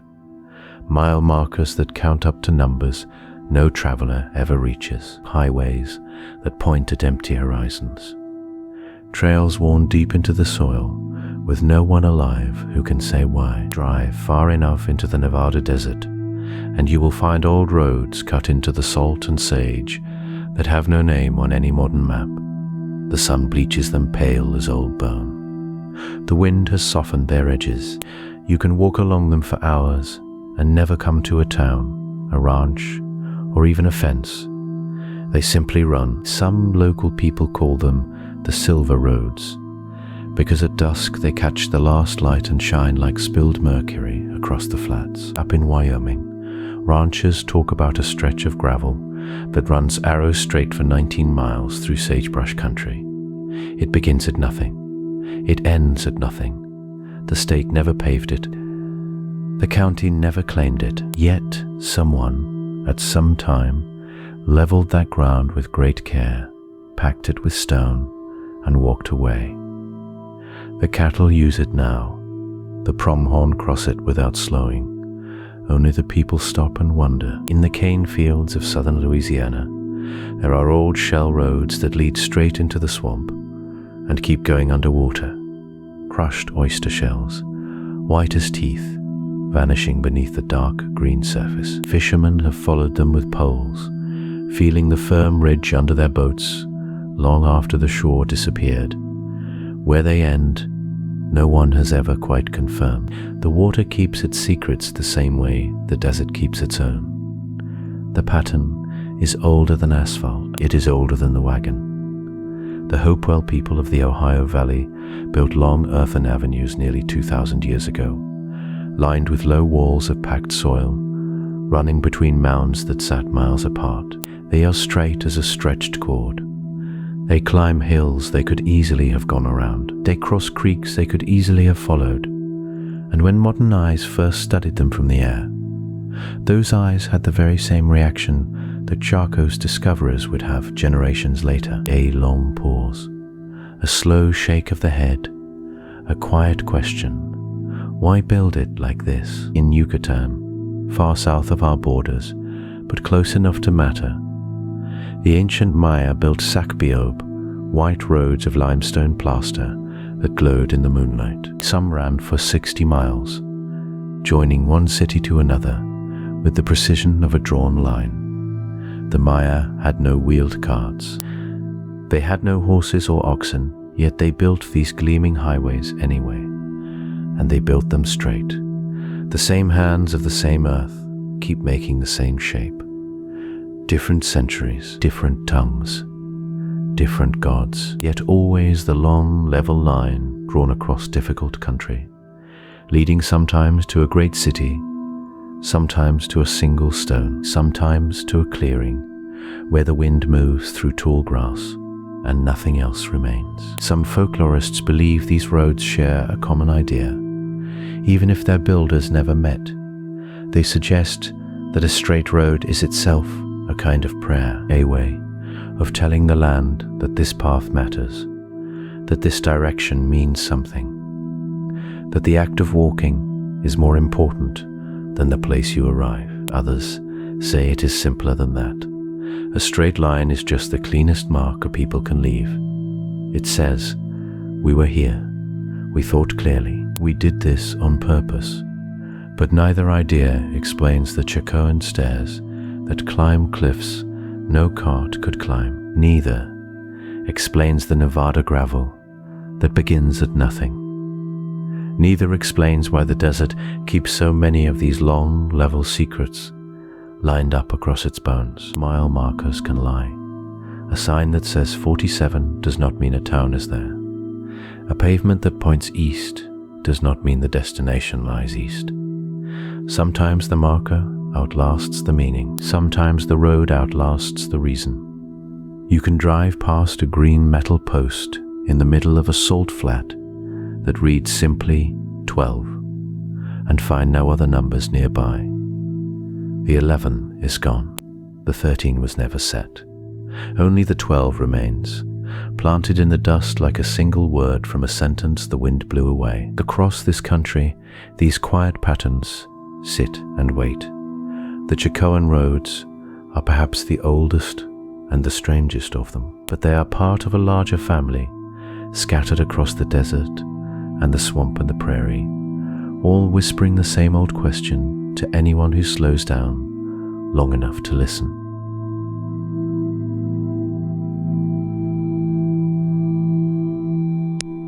There is a diner that sits about 90 miles east of nothing, on a road that nobody quite remembers building. The sign out front used to say Maze, in pink neon, but the neon died sometime around 1978. Now it just says A's, and the locals never bother to fix it. The building is low and long, with chrome trim gone the color of old nickels. The windows face west, toward a stretch of pavement so straight it looks drawn, with a ruler against the desert floor. Inside, the place is a small museum nobody ever planned. The current owner, a woman named Della, keeps a glass case by the register. She doesn't charge to look at it. She just nods when you walk in, pours coffee, and lets you wander over when you're ready. The case holds about 30 objects. Each one came from somewhere along the long straight road, and each one is stranger than the last. There is a leather wallet, cracked and pale as a dried fig, found at mile 62 in 1954. Inside the wallet, a driver's license belonging to a man from Indiana. The license was issued the year before he disappeared. His family never knew he'd come west. The wallet held $3, a folded train ticket to a town that no longer exists, and a small piece of red sandstone, smooth as river glass. Next to the wallet sits a clay bead. Della keeps a little card beside it. The card says the bead was found at the foot of an old stairway, carved into a low cliff, where the road runs out and the rock begins. The bead is older than the road by about 800 years. It is older than the diner by 1,000. It sits there in the case, no bigger than a pea, the color of dried blood, and it has a small hole worn through the center, as if someone wore it on a string for a very long time. There is a photograph in a wooden frame, taken in 1961, a family in a station wagon parked at the side of the long road. The mother is smiling. The father is squinting into the sun. Two kids stand on the running board, hair blown sideways by the wind, and behind them, in the far distance, you can see the road stretching out to the horizon. If you look closely, you can see a second line of road, fainter, running parallel about 100 yards north of the highway. That second line shouldn't be there. There is no second road on any map, but the photograph shows it plain as day. Two pale lines running side by side into the same vanishing point. There is a tin coffee can full of pottery shards. Della says her grandfather collected them along the shoulders of the highway when he was a boy, before the asphalt was laid down. The shards have faint black lines painted on cream-colored clay. They are Chacoan, almost certainly, though no Chacoan site has ever been confirmed within 60 miles of the diner. Yet here they are, in a coffee can, on a shelf behind the pie case, glowing faintly under the fluorescent light. A letter sits in the case too, written by a road surveyor in 1937. The letter is to his wife. It says the work is dull, but the country is beautiful. It says the men have begun to argue about which way the road should bend to avoid a ridge of hard rock. It says, in the last paragraph, that the foreman walked the line that morning and came back with a strange look on his face. The foreman told the crew to cut straight through the ridge. He said the road had already decided where it wanted to go. The letter ends there. The surveyor wrote no more letters. His name appears on no road crew roster after that summer. There is a brass key with no label. There is a child's shoe, sun-bleached white. There is a folded paper map with a route drawn in pencil that leads to a spot in the middle of empty desert, marked only with a small circle and the word house. None of these things prove anything. A skeptic will tell you that diners along lonely highways collect oddities the way a stream collects driftwood, and that proves only that people pass through. A believer will tell you the diner sits on a seam in the world, and the object's washed up there because the road carries things it shouldn't. Della pours another cup of coffee and lets you decide. Outside, the long straight road waits, patient as ever, holding whatever else it has not yet given up.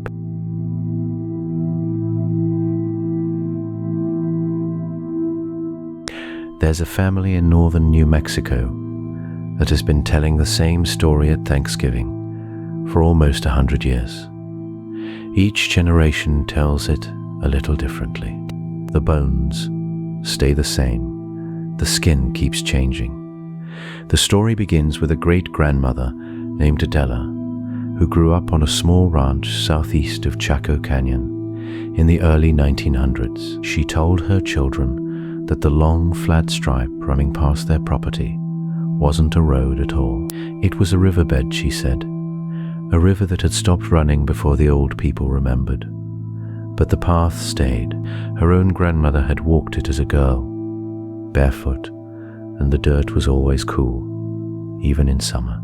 The story was that the water had gone underground when the world got dry, and the people built on top of it, because rivers don't forget where they belong. Adela's son, Thomas, told it a little different.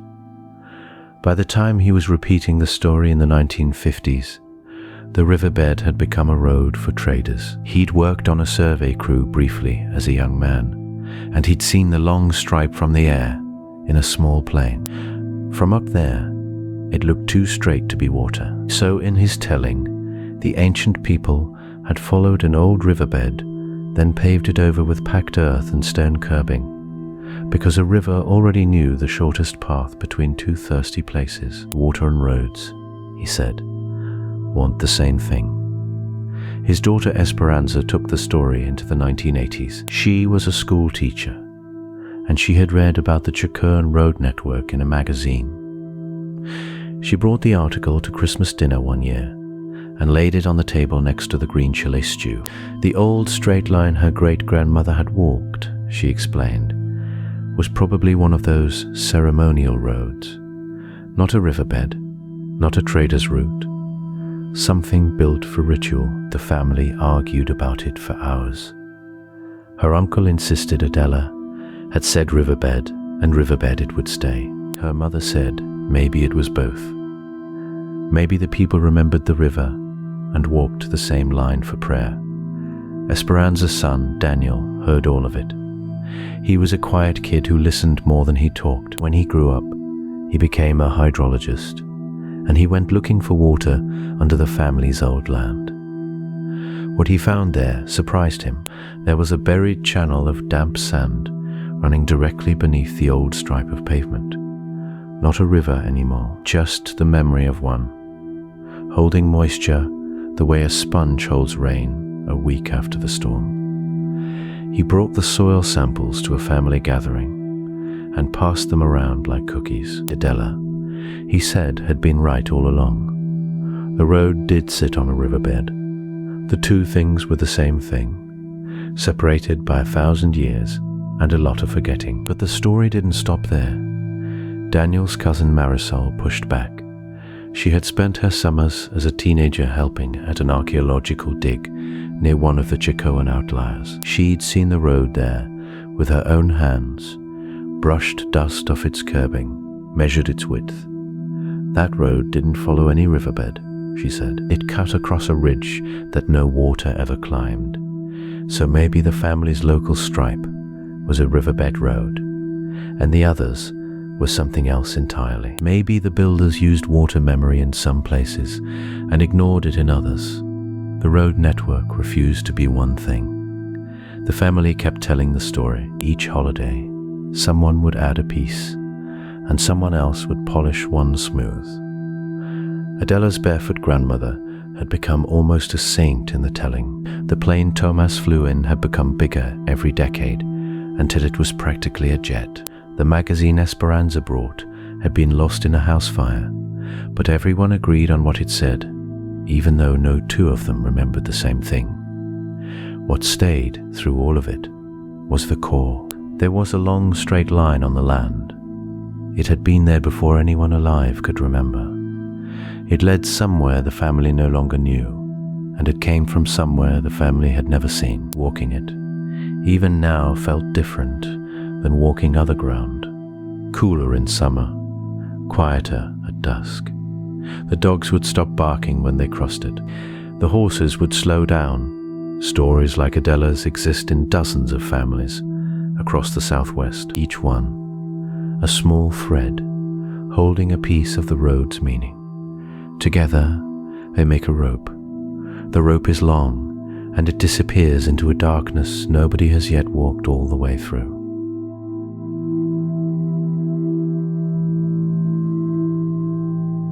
Step back from the road for a moment.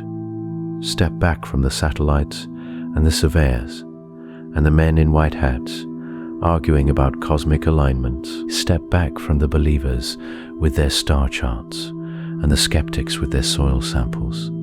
Stand on the rim of the canyon at dusk when the rock turns the color of an old penny, and just look. There's a quieter truth waiting underneath all the noise. It has nothing to do with who's right. The truth is that someone built these roads, real people with real hands carrying real baskets of stone across miles of cracked earth. They got up before dawn. They drank water from clay jars. They wiped sweat from their foreheads with the backs of their wrists. They argued with each other about where the next line should run. They laughed at jokes we'll never hear. They sang songs that no one alive remembers. And they painted lines across the desert that we can still see 1,000 years later. That alone should mean something, whether the roads led to a shrine or a star or a forgotten cousin's house at the edge of the world. The act of building them was an act of devotion. You don't pour that much labor into the dirt for nothing. You don't carve stairways into a cliff because you felt like it on a Tuesday. Something pulled these people forward. Something asked them to keep going, to keep straightening the line, to keep the road true even when the land beneath it begged them to turn. We forget sometimes how much of human life is just that. The painted line and the painted story. The thing you do because it matters, even when no one can later explain why. Think of the small towns scattered across the modern Southwest. Think of the church bells in places where no train stops anymore. Think of the murals on the sides of feed stores in towns of 98 people, where the paint has faded but the colors still hold. Someone climbed a ladder to paint that mural. Someone mixed the blue and chose the angle of the sun. Someone decided the wall was worth the trouble. 1,000 years from now, a stranger might stand in the dust of that empty town and wonder what the mural meant. They might invent theories, they might argue, they might miss the point entirely. The point was that it mattered to someone. The point was that a community gathered around the painting, and the painting gathered the community around itself. The line on the wall and the line on the desert floor do the same quiet work. They say we were here. They say this was important. They say, walk this way and you will know who we are. The Chaco Roads ran like ribbons of pale gold across the red earth. Some were 9 yards wide, some were narrower, some climbed into the sky on stone steps cut by patient hands.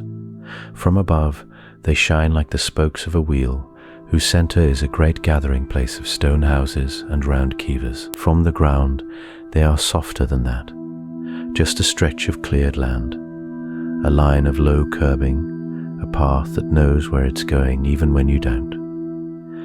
People walked those roads barefoot. People walked them in sandals woven from yucca fiber. People walked them, carrying corn and turquoise and pots of water and bundles of feathers and the bones of their grandmothers wrapped in soft cloth. People walked them in the cold blue hour before sunrise, when the desert smelled of sage and whetstone. People walked them under stars, so thick they looked like spilled flour on a black tablecloth.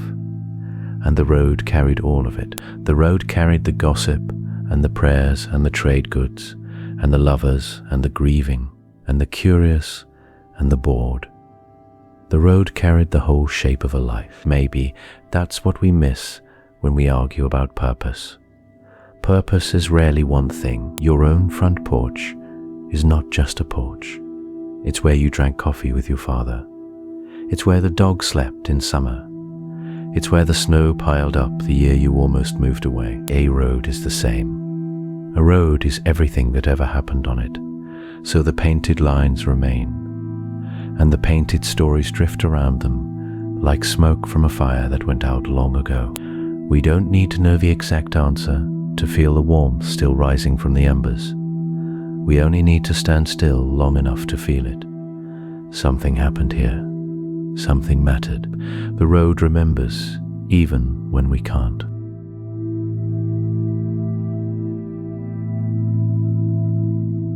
Stand with me for a moment in the dark.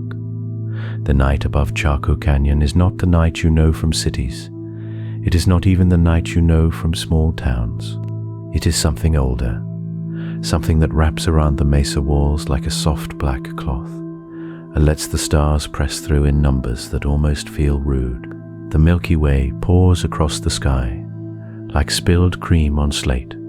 You can see it. You can almost hear it. The air smells of cold sandstone and dry sage. A breath of juniper drifts past, faint and sweet, the way old wood smells when it has cured 1,000 years in the sun. Under your boots, the pale soil holds the memory of the day's heat. You can feel it rising into your ankles like the last warmth of a banked fire. Somewhere off to the north, the road runs. You can't see it, but you know it's there, 30 feet wide, straight as a bowstring, reaching out across the high desert toward a place no one has ever quite explained. The cartographers used to come here at night, not the modern ones with their satellites and their soft humming screens. The old ones, the men in canvas pants and felt hats, who came in the 1960s and 70s, when the road network was first being mapped from the air. They would sit out on the ledges with their thermoses and their pipe tobacco, and they would argue. They argued for years.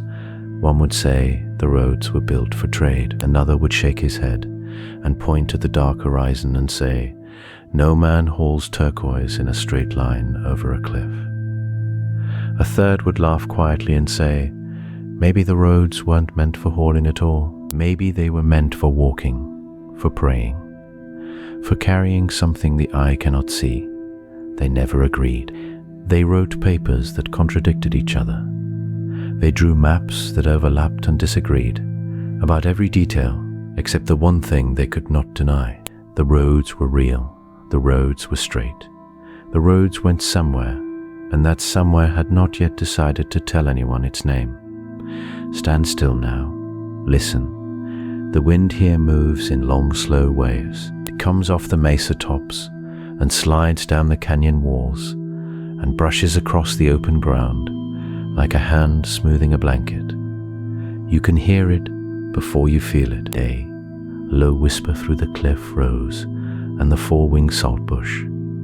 Then it touches your face, cool and clean, smelling faintly of stone. A pinyon mouse rustles somewhere in the brush. A nighthawk calls once, far off, a sharp little note that hangs in the air and then is gone. The cliffs above you, invisible in the dark, give back the smallest echo before swallowing it whole. You are very small here. The canyon is very large. The sky is larger still. Look up. The stars do not twinkle the way they do back home. They burn steady, hard, and bright, like nails of light driven to a sheet of black iron. You can see Orion crouched low. You can see the seven sisters of the Pleiades, close together, the way the old people watched them. You can see the dust band of the galaxy running shoulder to shoulder with the great straight road below it, as if the two were drawn by the same hand and meant to be looked at together. Maybe they were. That is one of the things the cartographers argued about. Whether the road and the sky were arguing too, whether one was the mirror of the other. Whether the people of this canyon laid their stones to match what they saw above them, so that walking the road was a way of walking the heavens. Other scholars said no. They said the alignment is loose. They said the human eye loves to find a pattern where the land only offers chance. Both might be right, both might be wrong. Standing here in the dark, neither answer feels urgent. The cold begins to settle into your jacket. A coyote calls from the far ridge. Another answers. Then the silence comes back, thick and soft, like falling snow that makes no sound. Somewhere out there, the road waits. It has waited for 900 years. It will wait a little longer. Whoever built it, whatever they meant by it, they left it here for the wind and the stars and the slow, patient hands of time. You can rest now. The canyon is keeping watch. The road is not going anywhere. And the sky, that enormous quiet sky, is in no hurry to give up its secrets.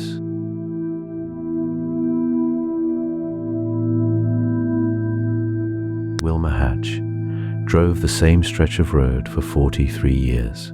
She was a mail carrier out of a small town in northwestern New Mexico, a place that sat at the edge of the old Chacoan country, like a pebble at the edge of a pond. Her route wandered across mesa tops and down through dry washes, past sheep camps and trading posts, and the occasional bone-white windmill turning in the wind. She knew every cattle guard by sound. She knew which fence posts leaned and which ones stood straight as soldiers. But the thing she knew best was the old road. You could see it from her route if you knew where to look. A pale ribbon running across the desert floor, straight as a chalk line drawn with a ruler. It had no name on her maps. It had no signs. It crossed her paved road in two places and then kept going, ignoring the hills, ignoring the arroyos, ignoring everything a sensible road would respect. Wilma started keeping notes about it in 1962. Just little things at first. jotted in the margins of her route book. The way the light hit the road bed at sunrise. The way coyotes seemed to follow it like a sidewalk. The way the wind sounded different when she drove across it, as if she were passing over a held breath. Over the years, her notes grew into a habit, and her habit grew into a kind of quiet study. She talked to ranchers who had grown up nearby. She talked to old Diné women who remembered their grandmothers pointing at the line and using a word she could never quite catch. She drove out on her days off, parked her pickup, and walked the old road for miles, finding pieces of broken pottery, the color of dried blood, and small stone cairns weathered down to nubs. When she retired in 1989, the town threw her a small party at the diner. Folks gave speeches about her loyalty and her steady hand.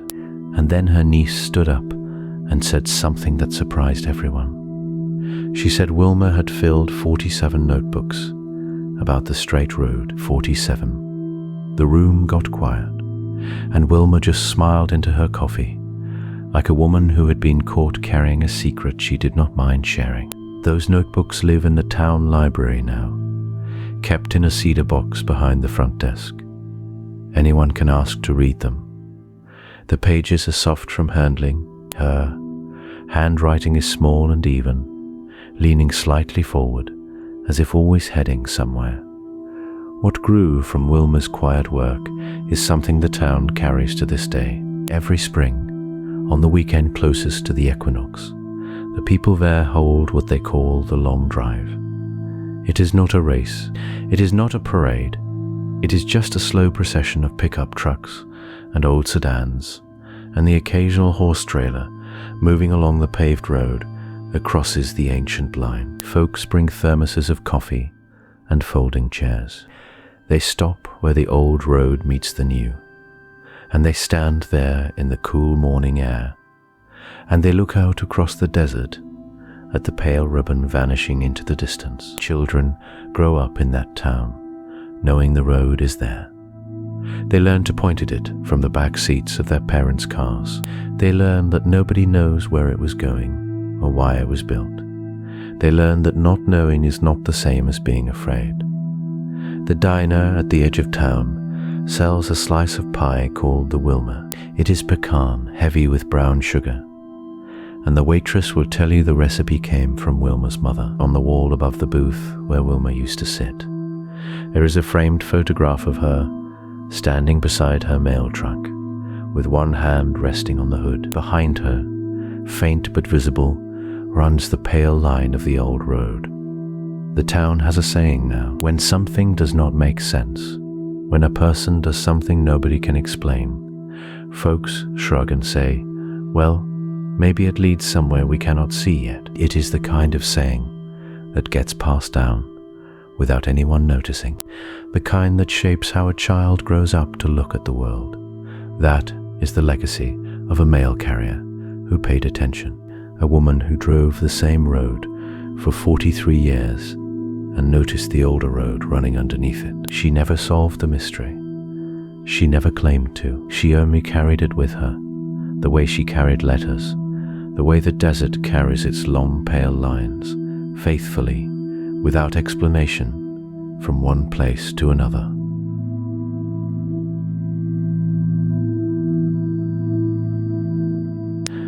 There was a man named Eldon Begay who left the high desert in the spring of 1962. He carried 2 suitcases, a wool blanket folded twice, and a small tin box that rattled when he walked. Inside the tin box were 3 smooth stones his grandmother had given him, each one shaped like a sleeping bird. She told him to keep them close, because they remembered the old roads. Eldon was 19 years old, and he did not yet understand what she meant. He rode a Greyhound bus east, then north, then east again. The bus rolled past mesas, the color of dried roses and dry rivers, that looked like long pale ribbons spilled across the floor of the world. He pressed his forehead to the cool window and watched the land slide by. Somewhere out in that emptiness, his grandmother had said, ran roads older than any country, roads so straight they made the surveyors weep, roads that began at a great stone house and walked north until the sky swallowed them. Eldon settled in Cleveland, Ohio, where the air smelled like rain on hot brick. He took a job at a foundry. He met a woman named Lorraine, who laughed at his stories and braided her hair in 2 long ropes. They married in a small church with green shutters, and they raised 3 children in a narrow house on a street lined with maples. The trees turned gold every October, like candles set out in a row. But the desert stayed inside him. It traveled in his bones like a second heartbeat. On winter nights, when the snow fell thick over the city and the street lamps glowed amber through the white, Eldon would sit his children down on the rag rug and tell them about the roads. He told them about Chaco. He told them about the canyon, where stone buildings rose 4 stories tall, and the walls fit together so tight you couldn't slip a knife between the rocks. He told them about the roads that ran north from that place, straight as a stretched string, wide as a city avenue, walking across mesas and down into washes and up the far side without ever bending. His daughter Marcella asked where the roads went. Eldon would smile and shake his head. Nobody knows for sure, he said. Some say they led to a sacred shrine. Some say they pointed at a star. Some say they were paths the spirits walked when the people couldn't. Marcella grew up and moved to Pittsburgh. She told her own children the story. The stone houses got a little taller in her telling. The roads got a little brighter under the moon. She added a detail her father had not, that the roads sometimes hummed if you put your ear against them, like a tuning fork pressed to the skin of the earth. She wasn't sure where that detail came from. It just felt true, she said, the way certain dreams feel true after you wake. Eldon's son Raymond carried the story to Sacramento. He was a long-haul trucker, and he told the legend over diner coffee in the small hours to anyone who would listen. The version Raymond told had a lonely cast to it. He spoke about roads that remembered where they were going, even after the people who built them had gone. He said the desert kept those memories the way an old phonograph keeps a song in its grooves. He liked that image. He used it often. The youngest son, Curtis, became a teacher in Buffalo. He told the story to his 5th grade class every spring. He brought in a map of New Mexico and traced the routes with his finger. 30 straight miles here, 40 straight miles there, stairways carved into cliffs because the road would not turn aside. The children listened with their mouths open and their pencils still. So the story moved, from the canyon to a bus station, from a bus station to a foundry town, from there to Pittsburgh and Sacramento and Buffalo, then onward to grandchildren in Atlanta and Boise and Tampa. Each teller changed something. Each teller kept something. The bones of the legend stayed the same. The roads were straight. The roads were ancient. The roads led somewhere nobody could quite name, and yet they were still walking, still pointing, still humming under the dust. When Eldon died in the autumn of his 84th year, his children opened the tin box he had kept on his dresser. The 3 stone birds were still inside, smooth as river pebbles, warm to the touch. Marcella picked one up. She closed her hand around it, and somewhere far away, in a canyon she had never seen, a long, straight road kept walking north.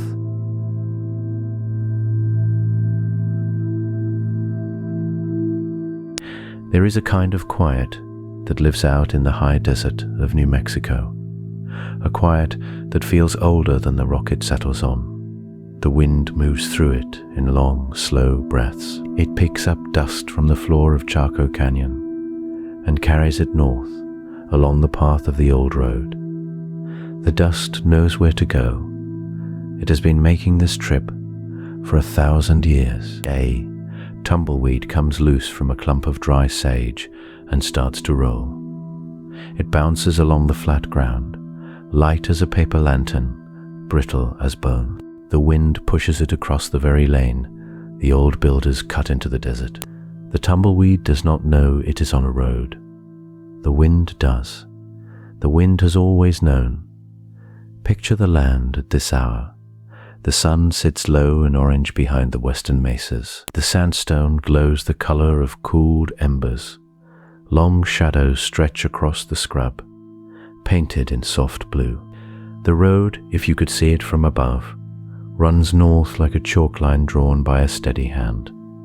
30 feet wide, edged with low curbs, cutting through arroyos that should have turned it, climbing cliffs by way of stone stairs carved into the rock face. Stand there long enough, and the question begins to move through you, the way the wind moves through the tumbleweed. Why this line? Why this straightness? Why this much work for a people who had no wheels, no horses, no oxen, nothing to pull a cart that the road seems built to carry? Some say the road was a path for the spirit, not the body, a way for the dead to travel north, to the place where life began. Others say it was a path for the living, a ceremony walked by torchlight, with pots of corn and turquoise and water, carried for miles to honor something we no longer have a name for. Others say the road was a kind of writing, a sentence stretched across the desert, a line of meaning the builders left for anyone who could read the shape of the land. The wind does not argue.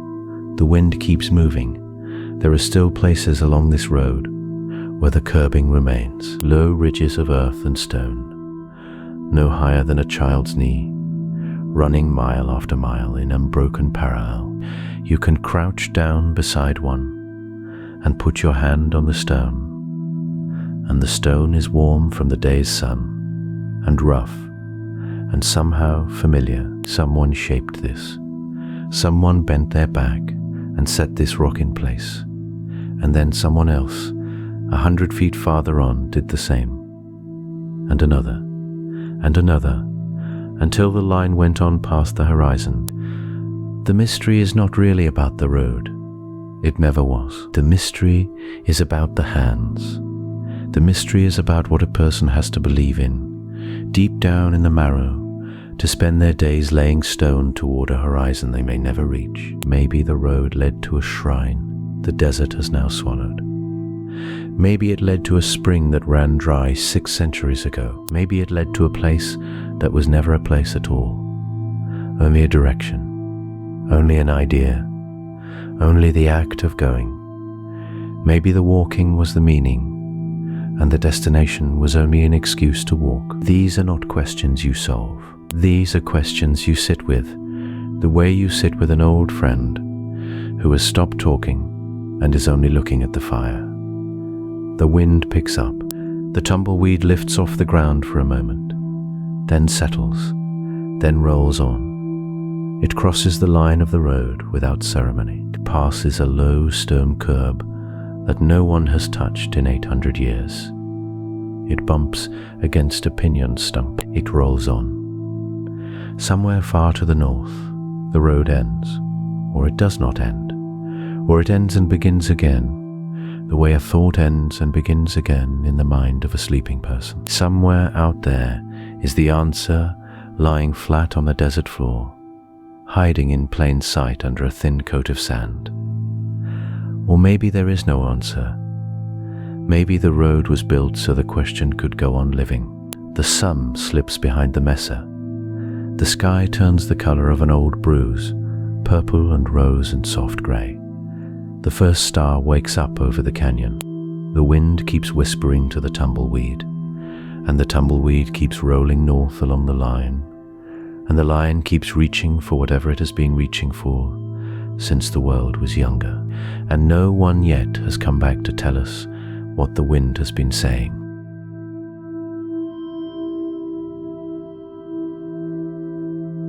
So we come to the end of the road, you and I, or maybe not the end, maybe just the place where the headlights go off, and the engine ticks as it cools, and the wide desert opens up around us like a held breath. Think back to where we started. A map with lines on it that did not make sense. A network of straight pale roads carved across red dirt and black rock, drawn by hands that lived 1,000 years ago. People who had no wheels. People who had no horses. People who chose, for some reason we still cannot name, to make the land speak in perfect straight lines. We followed those lines together. We stood at Chaco Canyon under a low sun and watched the shadows pool in the great house doorways. We climbed the cliff stairs, cut into stone the color of dried blood. We walked beside the curbed edges of the Great North Road, where the gravel still lies in patterns the wind has not erased. We listened to ranchers who saw the lines from their pickup windows and pretended they had not. We listened to cartographers who argued for years about whether a road that leads nowhere is still a road. And here is the soft truth at the bottom of all of it. We do not know. We do not know why they built it. We do not know where they were going. We have our theories, like coats we pull on against the cold. The pilgrimage theory, the cosmology theory, the trade theory, the theory that the building itself was the point, that to make the straight line was to make the prayer. Each one fits some of the evidence,